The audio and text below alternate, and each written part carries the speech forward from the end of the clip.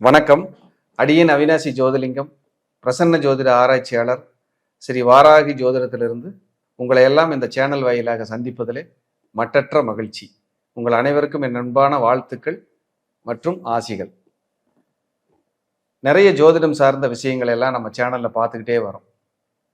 அப்படிப்பட்ட விஷயங்களை நான் உங்களுக்கு அந்த கருத்துக்களை கொண்டு வந்து சேர்க்கும் பொழுது மட்டற்ற மகிழ்ச்சி, எல்லையில்லாத மகிழ்ச்சி. நிறைய விஷயங்கள் எந்த விதமான ஒளிவு மறைவும் இல்லாமல் உங்களுக்கு நான் தொகுத்து கொடுப்பதிலே மிகவும் உள்ளபடியே நான் பூரிப்படைகிறேன்.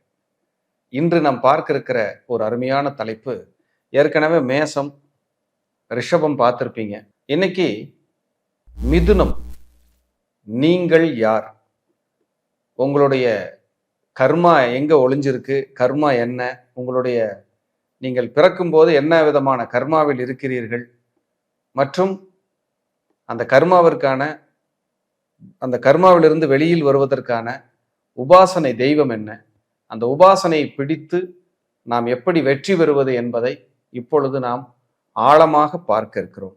இந்த பதிவை ஸ்கிப் பண்ணாம பாருங்க, நிறைய ஷேர் பண்ணுங்க, எல்லாருக்கும் இது போய் சேரணும் அப்படிங்கிறது என்னுடைய ஆசை.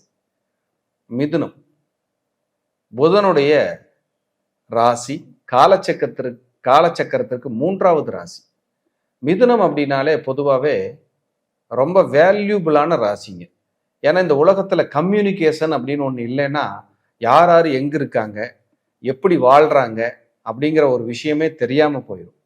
அப்படி கம்யூனிகேஷன் ஸ்கில், கம்யூனிகேஷன் கெப்பாசிட்டி நிறைந்த ஒரு அற்புதமான விஷயத்தை சொல்லக்கூடிய ராசி மிதுன ராசி.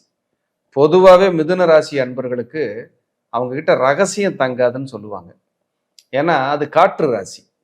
அவங்கக்கிட்ட ஏதாவது சொன்னோம்னா வேகமாக பரவும். சிலர் தன்னுடைய சொந்த விஷயங்களை, தவறுகளை வெளியில் சொல்ல மாட்டாங்க. ஆனால் ஒருத்தர் பிடிச்சிருச்சு, அவர் நல்லா இருக்காரு, அவர்கிட்ட நல்லது நடக்குதுன்னா ஒரு கோயிலுக்கே போகிறாங்க. அந்த கோயிலுக்கு போகும்போது அவங்களுக்கு பெரிய பரம திருப்தி கிடைச்சிருச்சுன்னா ஊர் பூரான்னு சொல்லிடுவாங்க, இந்த இடத்துல இருக்குது, இப்படி போங்க, இங்கே வழிபாடு பண்ணுங்க, இந்த அனுகிரகத்தை நீங்கள் விலைக்கு வாங்கிட்டு வந்து மக்களுக்கெல்லாம் விநியோகம் பண்ணுங்க. இந்த அனுகிரகத்தை விலைக்கு வாங்கிட்டு வர்றதுன்னா என்னங்க, மன்றாடி கேட்டு அந்த அனுகிரகத்தை இறைவனிடத்திலே வாங்குறது.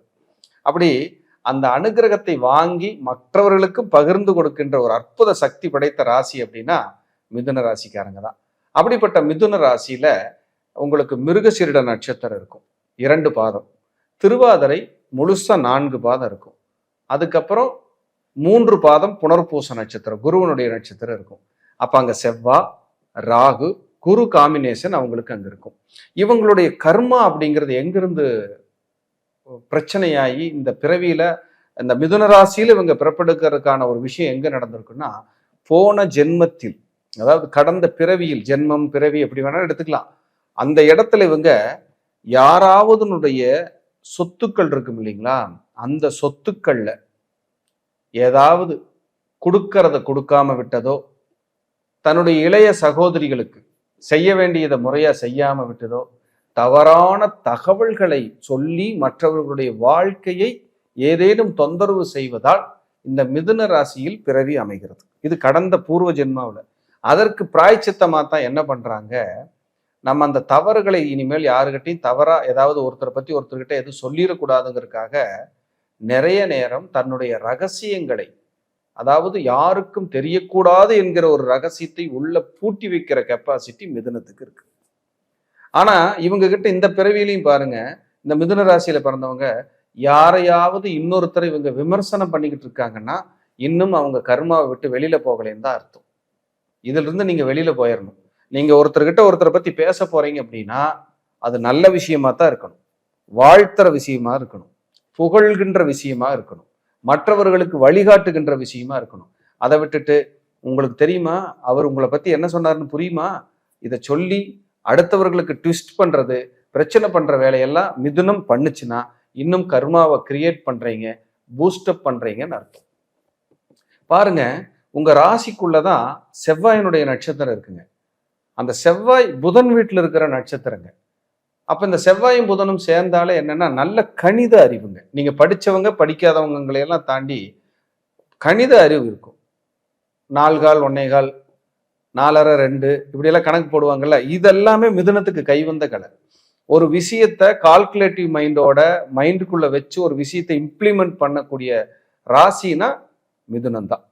இவர்களுக்கு இயற்கையாகவே கணிதம், ஜோதிடம், ஆன்மீகம், சாஸ்திரம், சம்பிரதாயம், மனையடி சாஸ்திரம் இதெல்லாம் அத்துப்பிடி ரொம்ப பிடிக்கும்.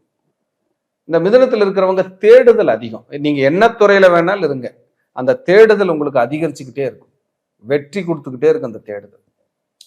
ரொம்ப அற்புதமான ஒரு விஷயங்கள். இந்த மிதுனத்துல பிறந்தவங்களுக்கு குழந்தைகளால மனக்கசப்பு இல்லாம இவங்க வாழவே முடியாது. ஏதாவது ஒரு மிதுன லக்னமானாலும் சரி, மிதுன ராசி ஆனாலும் சரி, என் குழந்தைக்கு உடம்பு சரியில்லை, வளர்ச்சி அடையல, முன்னேற்றம் அடையல, ஏதாவது ஒரு ரூபத்துல அவங்க கஷ்டப்பட்டுக்கிட்டே தான் இருக்காங்க, ரொம்ப ரொம்ப சிக்கல் இருக்காங்க, நெருக்கடியோட வாழ்றாங்க, அவங்களோட வளர்ச்சி எங்களால பார்க்க முடியல, ஒண்ணுமே புரிய மாட்டேங்குது, அவ்வளவு இறுக்கமா இருக்காங்க அப்படின்னு வாழ்றாங்க இந்த மிதுனம். காரணம் என்ன? குருவும் ராகுவும் நட்சத்திரம் உள்ள, செவ்வாயும் ராகுவும் நட்சத்திரம் உள்ள இவங்களுக்கு வீடு, குழந்தை, பொருளாதார இழப்பு, ஸ்கின் தொந்தரவு, அலர்ஜி, வீசிங், சளி தொந்தரவு, குழந்தைகளால் மனக்கசப்பு, பணத்தை இழக்கிறது, பணத்துக்காக ஓடி ஓடி முறையான பணம் பொருளாதார இம்ப்ரூவ்மெண்ட் இல்லாம வாழ்றதுங்கிற லைஃப் வாழ்ந்துட்டு போயிட்டு. அப்ப இதெல்லாம் தான் இவங்களோட நேச்சர் உள்ள வந்துடும். இவங்க அண்ணன் தம்பி உறவு, அக்கா தங்கச்சி உறவுல இந்த மிதுன ராசி மிதுன லக்னக்காரங்க ஏதாவது ஒரு கசப்பு, சூழ்நிலையின் காரணமா பேச முடியாம போயிடுறது, நெருக்கடியை சந்திக்கிறது. அப்ப சகோதர சகோதரி உறவுகளையும் கெடுக்குது, ஒரு டாக்குமெண்ட் ரெக்கார்டு ஒர்க்குனாலையும் இவங்க பிரச்சனையை சந்திக்கிறாங்க. முன்னேற்றம் இல்லாம வாழக்கூடிய வாழ்க்கைய வாழ்ந்து நிறைய போராடுறாங்க. வெளியில் இருந்து பார்க்கின்ற பொழுது இந்த மிதுன ராசி அன்பர்கள் சிறப்பான வாழ்க்கை வாழ்கின்றது மாதிரி எல்லாருக்கும் தெரியும். அவருக்கு என்னப்பா சூப்பரா இருக்காரு, சூப்பரா ஜெயிச்சுக்கிட்டு இருக்காரு. ஆனா இவரையோ கேட்டால் மீளாத மாளாத கஷ்டத்தை சொல்கிறார். எப்பேற்பட்ட ஒரு நெருக்கடியில் இருக்காங்கன்னு பாருங்க. அந்த போராட்டத்தோட உச்சத்துல வாழ்றாங்க அப்படின்னா மிகையே இல்லை. அப்போ இந்த மிதுன ராசி அன்பர்கள் உங்களுடைய லைஃப் ஸ்டைல்ல நீங்க உங்களுடைய கம்யூனிகேஷன் ஸ்கில்ல கவனமா இருக்கு. நீங்க யாருக்காவது ஒரு இடமோ நிலமோ வீடோ விட்டு கொடுக்க வேண்டிய சூழ்நிலை இருந்ததுன்னா தாராளமா விட்டு கொடுத்துருங்க. இந்த பிறவியில உங்களோட கர்மாவை அந்த தானங்களை அந்த சொத்துக்களை விட்டு கொடுக்கறது மூலியமா, இடங்களை நிலங்களை விட்டு கொடுப்பதன் மூலியமாக நீங்கள் கர்மாவை கழித்து விட்டு செல்லுவதற்கு நல்ல வாய்ப்பு. அது எப்படி சார், எனக்கு வர வேண்டியது எப்படி விட முடியும்? வர வேண்டியதை விட சொல்ல, கொஞ்சமா சிம்பிளா ஏதாவது உங்களால முடிஞ்சா விட்டு கொடுங்க. ஒன்றும் இல்லை, நீங்க பக்கத்துல ஒரு வீடு கட்டுறீங்க, வீடு கட்டும் போது பக்கத்து இடத்துக்காரரு ஒரு ஒரு ஒரு 3 இன்ச்சு சேர்த்து கட்டிட்டாரு. ஓகே, பரவாயில்ல, விட்டு கொடுத்துருங்க. ஒரு 3 இன்ச் சும்மா, அதுக்காக 3 அடி எடுத்துக்கிட்டாருன்னா நம்ம விட முடியாது. ஏன் இவ்வளவு எடுத்துக்கிட்டீங்கன்னு கேட்கலாம். சும்மா ஒரு 3 இன்ச்சு ஒரு 6 இன்ச்சு விட்டு கொடுக்குறாங்க, கட்டிட்டாங்க சேர்த்தி அப்படின்னா நீங்க அதை விட்டு கொடுத்துடலாம். அப்படியெல்லாம் நீங்க செய்யும்போது உங்களுக்கு இந்த மிதுன ராசி அன்பர்களுக்கு அந்த கர்மாவை, பேட் கர்மாவிலிருந்து நீங்க வெளியில வர்றீங்க அப்படிங்கிறதுல மாற்றுக்கிறதுக்கு இடமே இல்லை. இவங்களுக்கு யார் மிதுனத்துல பிறந்தாலும் சரி, கணவன் மனைவி இடையே உறவுகள்ல ஒரு கசப்பு இருந்துகிட்டே இருக்கும், ஒரு மன அழுத்தம் இருந்துகிட்டே இருக்கும். மனைவிக்கு உடம்பு சரியில்லை, மனைவிக்கு பிரச்சனை, மனைவிக்கு சர்ஜரி, மனைவிக்கு ஹெல்த் இஷ்யூஸு, பார்ட்னர்னால பிரச்சனை, 2வது குழந்தைகளால மன அழுத்தம், குழந்தைகளுக்கு மன வாழ்க்கை சரியில்லை, ஏதாவது ஒரு வேதனை இல்லாத மிதுனமே கிடையாது. சிலரெல்லாம் இந்த மிதுன ராசிக்காரங்களுக்கு குழந்தைகளுக்கு ஹெல்த் இஷ்யூஸ்னால பாதிக்கப்பட்டு நிறைய பேர் ட்ரீட்மெண்ட் எடுக்கிறாங்க. நிறைய பேர் ட்ரீட்மெண்ட் எடுத்து அது அவங்கள தொல்லை பண்ணிக்கிட்டே இருக்குது. இப்படி எல்லாம் இருக்கு. இவங்க லைஃப்ல இனி கஷ்டமே வரக்கூடாது, கசப்பே வரக்கூடாது, நான் ஒரு நல்ல வாழ்க்கை வாழணும், நிம்மதியான லைஃப் நான் கண்டிப்பா வாழ்ந்தாகணும்னா அற்புதமான ஒரு ரெமெடி உங்களுக்கு உபாசனை அப்படின்னா கண்டிப்பா நீங்க லட்சுமி நரசிம்மர் வழிபாடு உபாசனையை எடுத்துக்கணும். லட்சுமி நரசிம்மர் உங்க ஊர்ல எந்த இடத்துல இருந்தாலும் சரி, போய் லட்சுமி நரசிம்மரை மானசீகமா கும்பிட்டு ஒரு 6 நெய் விளக்கு போட்டு, நரசிம்மருக்கு துளசி மாலை சாற்றி, மகாலட்சுமிக்கு தாமரை மாலை சாற்றி, இந்த பானக்கம்னு சொல்லுவாங்க நம்ம கிராமங்கள்ல எல்லாம், இந்த பானக்க தானம் நரசிம்மருக்கு ரொம்ப ரொம்ப பிடிச்சது. உங்களை ஒருத்தர் சத்ரு உங்களை தொல்லை பண்ணிட்டு இருக்காரு, உங்களுக்கு சத்ருனால பிரச்சனை இருக்கு, எதிரிகளால் தொல்லை நிறைய இருக்கு, நிறைய எனக்கு எதிர்ப்புகள் இருந்துகிட்டே இருக்கு, நிறைய அரசியல் இருப்பாங்க, அரசாங்க வேலையில் இருப்பாங்க, இல்லை தொழில் செஞ்சிட்டு இருப்பாங்க, நல்ல லெவல் ஸ்டேட்டஸ்ல இருப்பாங்க, இல்லை சாதாரண நிலைமையில கூட இருக்கலாம், இல்லை மத்தியமமா கூட வாழ்ந்துட்டு இருக்கலாம். அவங்களுக்கு ஒரு நெருக்கடியான சூழல் வரும்போது நீங்கள் நரசிம்மர் வழிபாடு, வெள்ளிக்கிழமை ராகுகால வேலையிலே 10:30 மணியிலிருந்து 12 மணி வரைக்கும் ராகு காலம் இருக்கும். 10:30 to 12 ராகு காலம். அந்த ராகு காலத்துல நரசிம்மரை போய் மானசீகமா வேண்டிட்டு பானக்கம்னு சொல்லுவாங்க, அந்த பானக்க தானம் கொடுத்து வீட்டில இருந்தே செஞ்சு எடுத்துட்டு போயிருங்க. இல்ல கோயில்லயே செஞ்சீங்கன்னா செஞ்சு கொடுப்பாங்க, ஒரு பணம் கட்டிட்டீங்கன்னா அதை ஒரு 10-20 பேர்த்துக்கு விநியோகம் பண்ணி நரசிம்மரை ஓம் உக்ரம் வீரம் மகாவிஷ்ணும் ஜ்வலந்தம் சர்வதோமுகம் நிருசிம்ஹம் பீசனம் பத்ரம் மிருத்யும் நமாம்யகம் அப்படின்னு நீங்க உச்சரிச்சு அந்த மூல மந்திரத்தை 21 முறை சொல்லி அவர்கிட்ட நின்று சரணாகதி அடைஞ்ச அந்த சிம்ம முகத்தோட நரசிம்மனுக்கு நாளை என்பதே கிடையாது. இன்றைக்கே உங்களுக்கு ரிசல்ட் கொடுக்குற ஒரு அற்புதமான கடவுள் அப்படின்னா நரசிம்ம பெருமாள் தான். அவர்கிட்ட போய் சரணாகதி அடைஞ்சு உங்களுடைய கோரிக்கைகளை எல்லாம் வச்சு மனசார வழிபாடு பண்ணிட்டு நிம்மதியை தேடுனீங்கன்னா நிச்சயமா அவருடைய பிளஸ்ஸிங்ஸ் உங்களுக்கு கிடைக்கும். லட்சுமி நரசிம்மர் வழிபாடால் உங்களுடைய வாழ்க்கை விமோச்சனத்தை நோக்கிய பயணமாக இருக்கும். ஏன்னா கர்மா அப்படிங்கிறது எல்லாருக்குமே இந்த பிறவியில கர்மாவின் அடிப்படையில தான் ஜனனமாயிருக்கும்.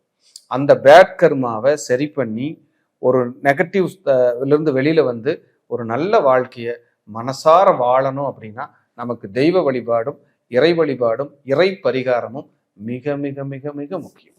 அப்படிப்பட்ட மிதுன ராசி அன்பர்களுக்கு இந்த நான் சொன்ன லட்சுமி நரசிம்மரனுடைய வழிபாடு வாழ்க்கையில் வசந்தத்தை ஏற்படுத்தும், வழிகளை துடைத்தெறியும், நிறைய வெற்றிகளை தொகுத்து கொடுக்கும் அப்படின்னா மிகையே கிடையாது.